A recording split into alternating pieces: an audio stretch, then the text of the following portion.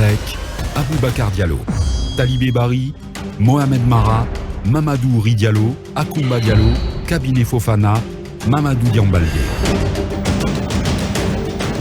Bonjour à tous, mercredi et plutôt jeudi 9 septembre, à la une en ce jeudi, comme pour faire un pied de nez aux sanctions décidées par la CEDEAO contre la Guinée, la junte militaire au pouvoir à Conakry depuis le 5 septembre dernier, Louri forcément un mot sur ces sanctions décidées par la CEDEAO et sur cette intervention, cette prise de parole de Tiken Jah Fakoly.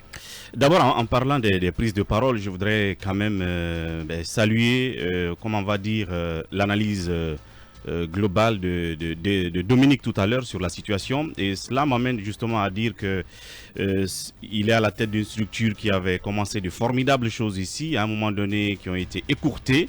Et à la fin, il a dit qu'il serait disposé à prêter ses services, son expérience à la Guinée, parce que je me rappelle qu'ils étaient dans le domaine électoral et bien d'autres, et beaucoup peuvent en témoigner.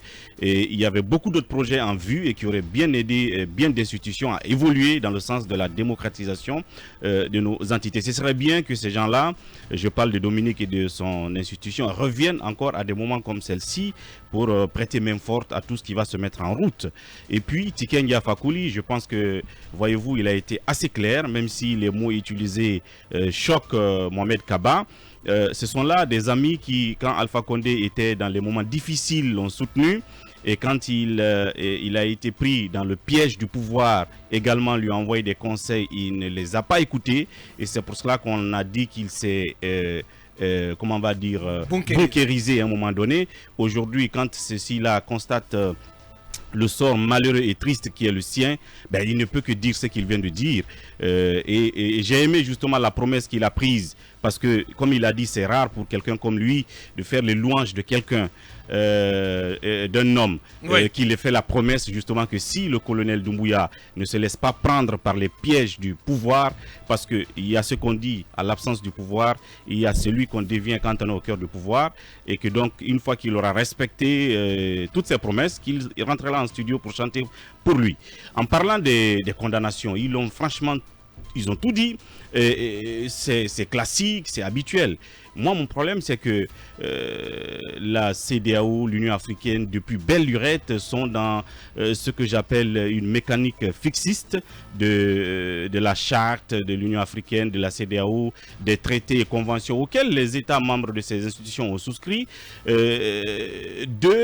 d'ignorer tous les autres aspects de ces chartes-là qui amènent les chefs d'État à respecter les droits humains, les droits de l'homme et l'alternance démocratique, et d'activer que les articles de ces chartes et conventions quand on les a déposés, comme on a déposé le président malien, quand on les a déposés, quand on a déposé Alpha Condé et bien d'autres. Il ne faut pas être fixiste et mécanique que sur un principe qui arrange les chefs d'État. Il faut en amont se battre quand les chefs d'État sont déjà en train de violer ces principes-là. Et puis, vous avez le NDI quand même, il faut le rappeler, qui n'est pas la CEDEAO, qui n'est pas l'Union africaine, mais qui a quand même procédé en voyant les prémices de ce que nous vivons aujourd'hui, qui a fait ce que j'appelle de la diplomatie préventive.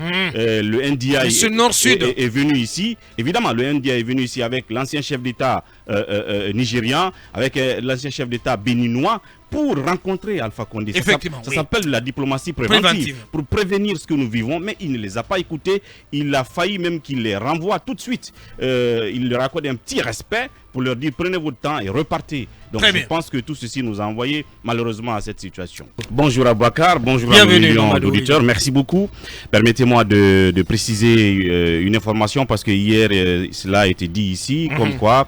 on a mis au conditionnel. Évidemment, ça a été mis au conditionnel, mais toujours est-il que l'information était presque devenue une rumeur dans la cité, comme quoi le CNRD avait instruit à ce que toute opération bancaire soit suspendue à partir de la BCRG.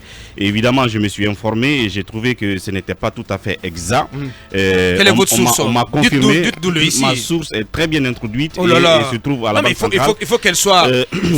non, je suis pas obligé. Il faut qu'elle soit d'une voie autorisée. Quand évidemment, je peux vous rassurer que c'est d'une voie autorisée. Alors, ce qui m'a été dit, c'est qu'il y a des virements de trésor qui sont analysés, mais spécialement avant toute opération. Ça, on appelle ça les grosses opérations.